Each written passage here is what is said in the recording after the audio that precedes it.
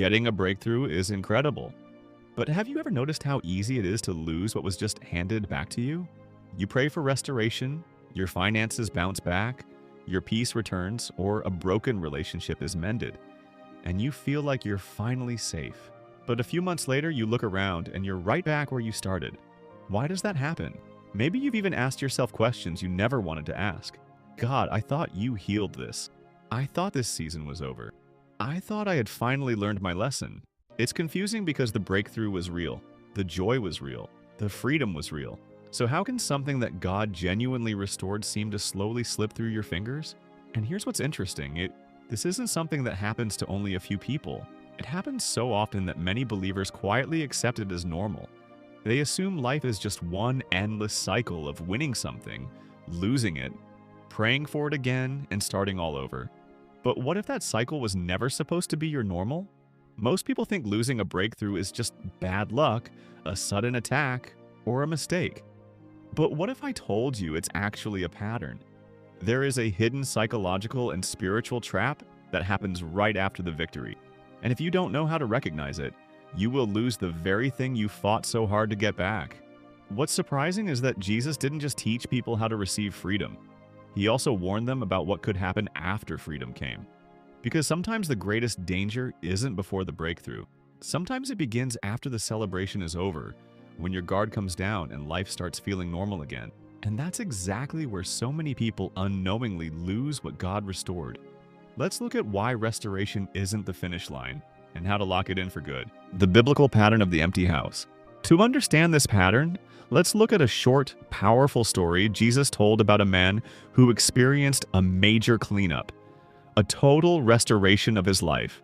In this story, an unclean spirit leaves a man. For a while, the man's life is completely cleared out, swept clean, and restored to peace. But here is the critical mistake the man made. He left the house empty. He thought that because the trouble was gone, the work was finished.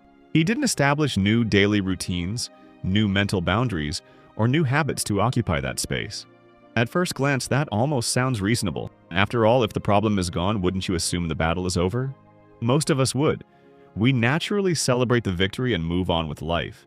We think, I'm finally free. I don't have to worry about that anymore. But that's exactly where this story takes an unexpected turn. Jesus wasn't simply talking about a physical house. He was talking about the condition of a person's inner life. A life can be cleaned up on the outside while remaining unoccupied on the inside. That's the danger. Removing the old is only half the process. Something new has to take its place. Because the house was clean but empty, the spirit came back, not alone, but with 7 other spirits worse than itself. And the final state of that man was worse than the first. Think about how shocking that is. The man's problem wasn't that the house was dirty. The problem was that it stayed empty. There was space that should have been filled, but it wasn't. And empty spaces rarely stay empty for long. If you don't intentionally fill them with what is life-giving, something else will eventually fill them for you. You can see this pattern in everyday life. Someone breaks a destructive habit but never develops healthier ones to replace it. Someone leaves a toxic relationship but never learns healthy boundaries before entering another one. Someone gets out of debt but never changes the spending habits that created the debt in the first place. The breakthrough was real, but the foundation underneath it never changed. This micro-story reveals a harsh truth. Restoration gives you a clean slate, but discipline is what keeps the house occupied. God can restore your finances, your marriage, or your mental health, but if your daily habits, your mindset, and your routines stay exactly the same, you haven't built a defense system for your breakthrough. God's restoration is never meant to be the end of your story. It's an invitation to build a different life than the one you were living before.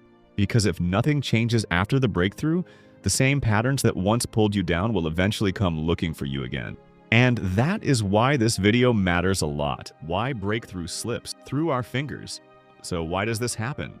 Why do people who experience a powerful restoration end up losing it again? It comes down to 3 hidden traps that sneak up on us right after the victory.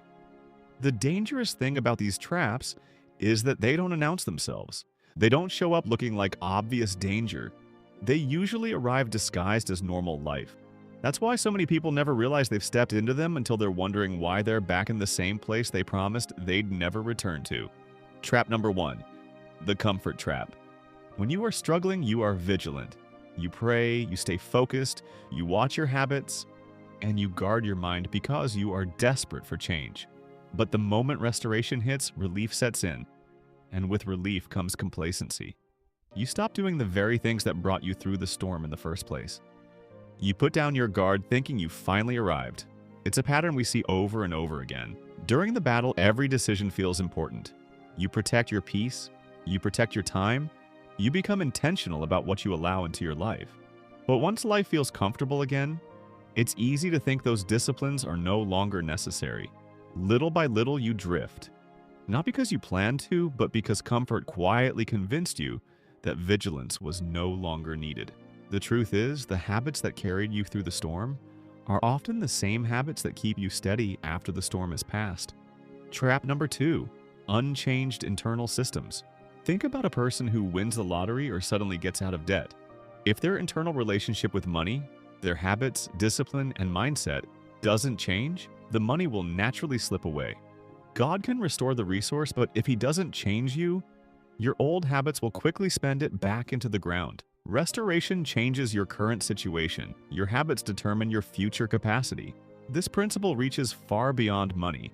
Someone can be given a second chance in a relationship, but if they never learn better communication, forgiveness, or self-control, they'll recreate the same conflict that almost destroyed the relationship the first time. Someone can experience peace after months of anxiety, but if they return to filling their mind with fear every day, that peace won't remain for long. God often restores the opportunity first. Then He invites us to become the kind of people who can faithfully carry it. Because if our character never grows beyond our old patterns, we'll eventually reduce every new blessing to the level of our old habits. That's why breakthrough isn't just about what God changes around you, it's also about what He wants to change within you. If restoration is the gift, preservation is the discipline. How do we make sure that what is restored stays restored? It requires 3 practical shifts in your day-to-day life. These aren't complicated ideas. In fact, that's what makes them so easy to overlook. Most people are waiting for one life-changing moment, while God is usually working through small, consistent choices repeated day after day. Those quiet decisions rarely feel dramatic, but over time they become the walls that protect everything God has restored. 1. Move from emergency faith to daily maintenance. When you were in a crisis, your faith was an emergency response. You cried out, you searched for answers, you stayed close to what mattered. But after the breakthrough, faith has to become maintenance. What are the small, unglamorous daily habits you do every single morning to keep your mind clear, your focus sharp, and your life aligned? Don't wait for a crisis to start practicing discipline. Think about it this way. Nobody waits for a house to catch fire before checking the smoke alarm. Nobody waits until they're seriously sick before deciding whether health matters. The things that protect us are usually the things we do long before we need them. The same is true spiritually. 5 minutes in God's presence every day may not feel extraordinary. Reading a portion of Scripture when life is already going well may not seem urgent. Taking time to pray when there isn't an emergency may even feel unnecessary, but those ordinary moments quietly strengthen your foundation, and when the next challenge comes, you won't be starting from zero. You'll already be standing on solid ground. 2. Guard the threshold of your mind. Remember the empty house? It wasn't broken into because it was weak. It was broken into because it was vacant. You have to fill your mind with new principles, productive goals, and intentional environments so that old destructive thoughts don't creep back in. If you don't occupy your mind with purpose, old habits will happily move back into the empty space. Your mind is always being filled by something. Every conversation, every video, every voice you listen to is shaping the direction of your thoughts. That's why guarding your mind isn't just about rejecting what is harmful. It's also about intentionally choosing what is helpful. When your thoughts are consistently filled with truth, wisdom, gratitude, and God's promises, the old lies find much less room to settle back in. The battle is rarely won in one dramatic moment. More often, it's won through the thousands of small decisions about what you allow to live in your mind every single day. 3. Treat restoration as training, not a reward. Stop looking at a breakthrough as a trophy for surviving. Look at it as equipment. God didn't restore what you lost just to make you comfortable. He restored it so you could steward it better this time around. Every restoration carries a responsibility. Every second chance is an opportunity to live differently than before. Instead of asking, now that I've received this blessing, how can I relax? Begin asking, how can I faithfully care for what God has entrusted to me? Because God isn't simply interested in bringing you back to where you were. His desire is to take you further than you've ever been. That's why the breakthrough wasn't the finish line. It was the starting point of a wiser, stronger, and more faithful way of living. And when you begin treating restoration that way, you stop living in fear of losing it. Instead, you begin growing into the kind of person who can carry God's blessings with wisdom for the long run. Getting your life back, seeing your family healed, or watching your hard work finally pay off is a powerful moment. But the real test isn't getting the blessing back. It's what you do the morning after it arrives. That's the moment most people never prepare for. We spend so much time asking God for the breakthrough that we rarely ask Him how to steward it once it comes. Yet that's where lasting transformation is found, not just in receiving God's blessing, but in faithfully caring for it day after day. If you leave your house empty, old patterns will move right back in. But if you build the daily habits, guard your mind, and treat your restoration as a call to higher discipline, you won't just keep what you've gained, you'll ensure you never have to fight for it from scratch again. Remember, this isn't about living in fear that you'll lose everything. It's about living with wisdom. God didn't restore your life so you could spend every day anxiously looking over your shoulder. He restored you so you could walk forward with confidence, knowing that His grace is still with you as you faithfully steward what He has placed in your hands. Maybe your breakthrough is your marriage. Maybe it's your peace of mind. Maybe it's your relationship with God. Maybe it's your finances, your health, or the dream you thought was gone forever. Whatever God has restored in your life, don't treat it as the end of the journey. Treat it as the beginning of a new way of living, because breakthroughs can change a moment, but daily faithfulness changes a life. So today, don't just thank God for what He restored. Ask Him to help you become the kind of person who can faithfully carry that restoration for years to come. What is one habit you need to change today to protect the breakthrough you've already received? Let me know in the comments below. I'd genuinely love to read your answers. And if this video encouraged you, consider sharing it with someone who's thanking God for a breakthrough, but also wants the wisdom to keep it. It may be exactly the encouragement they need today. If you're new here, welcome to Bible Resolve. We open God's Word together and discover practical, biblical truths that help us grow in faith, renew our minds, and walk more closely with Christ. If that's the kind of journey you want to be part of, subscribe and join our community. Thank you so much for spending this time with me.